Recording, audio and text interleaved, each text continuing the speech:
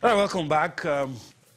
Let's move on the show, and there's still a lot to talk about. Russia has been in the news for the wrong reasons of late, talking about doping, and we want to get more on that on the show. We want to get clarity to some issues. How is Nigeria involved? What are the issues? What do we need to know? What do we need to do as a country to avoid some of the embarrassment that Russia is facing right now? To help us get some perspective, we will go to our Abuja studio now and join Femi Ayorinde. He is the CEO of the Nigeria Doping Committee. If you can hear me, good morning. We're glad to have you join us.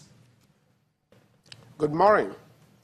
All right, let's go dive straight into it. A lot of people read things about Russia these days, and they're scared, and they want to know, they want to have a picture of Nigeria. How are we faring? Is there something to be afraid of? Or, I mean, we run our sports in this part of the world very clean. Every country has to be afraid of doping. So Nigeria is not an exception. So all we are trying to do is that we keep our sports clean. Okay. We're not afraid of anything. Okay, we're not afraid, no doubt. But let's just get this one straight. Like, how compliant you would say Nigeria is with the WADA code? Nigeria is compliant with the World Anti-Doping Code. Yes, we are fully compliant with the World Anti-Doping Code. That's why the Nigeria National Anti-Doping Committee is in place as a national anti-doping organization, as specified by the World Anti-Doping Code. The National Anti-Doping Committee is supposed to carry out all anti-doping activities in Nigeria and make sure that Nigeria sports is kept clean.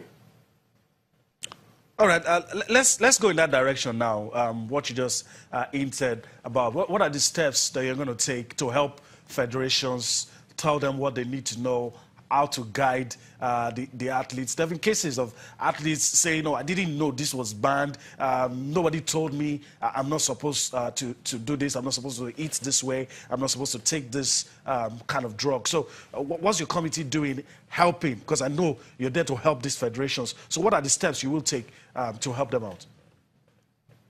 Yeah, well, it's unfortunate that people think that doping, testing for performance-enhancing substances is only means of reducing doping in sports.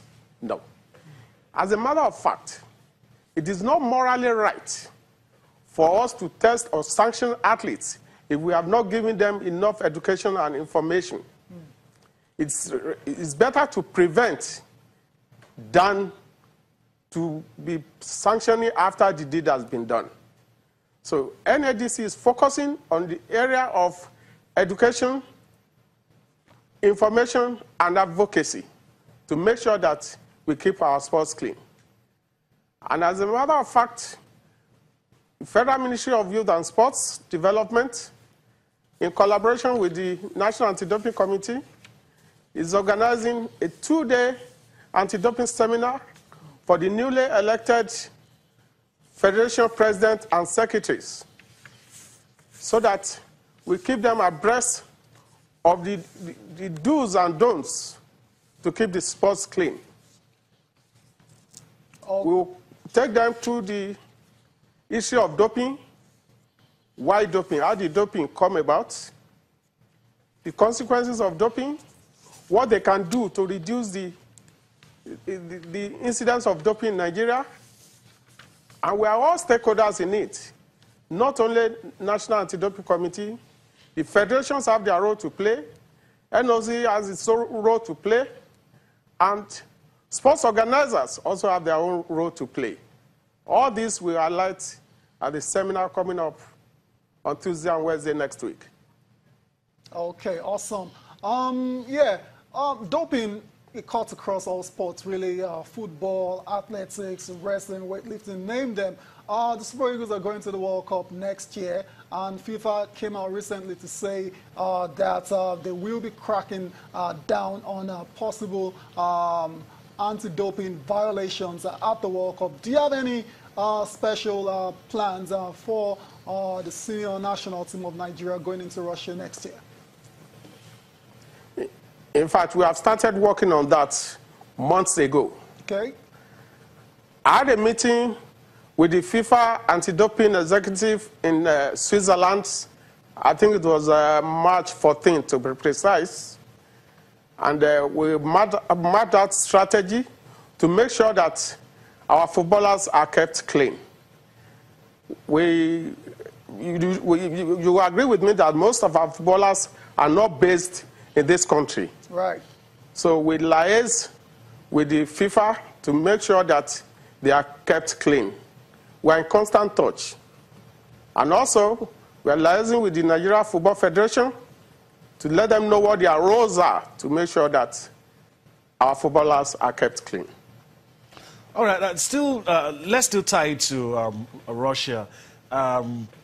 How protected will, you have countries like Russia are having issues with doping, and when athletes or players go into environments where they are prone to making decisions that could affect them, that could lead them, that could make them get into trouble, how can they be protected? Because we know ignorance doesn't hold water. That you didn't know does not mean you won't face the punishment. So how can, like for instance, we're going to Russia in June, how can the players now, not just the federation, be well advised, be protected as you work with the federations too?